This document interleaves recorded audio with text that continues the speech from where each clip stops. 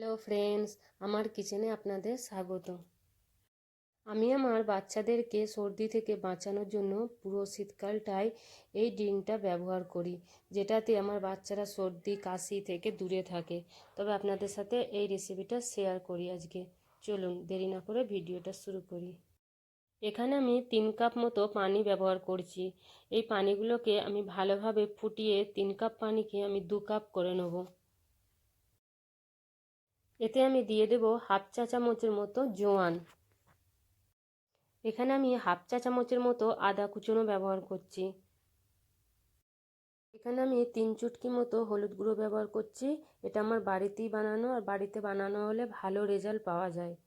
এখানে আমি 8-10টা গোলমরিচ দিয়ে দিলাম।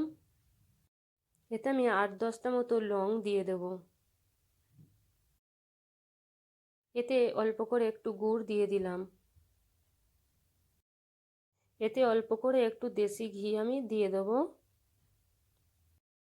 এগুলোকে আমাকে ততক্ষণ পর্যন্ত ফুটাতে হবে যতক্ষণ পর্যন্ত 3 কাপ পানি না 2 কাপ হয়ে যায়।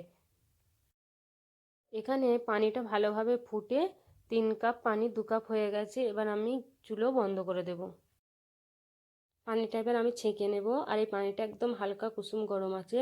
এই পানিটা আমি আমার বাচ্চাদের এবার দিয়ে দেব, ওরা খেয়ে নেবে। আর এইটা আমি রাত্রির বেলায় ব্যবহার করি, রাতে শোবার আগেই পানিটা অবশ্যই আমি খাই আমার বাচ্চাদেরকে, আমি তবে যে শুয়াই।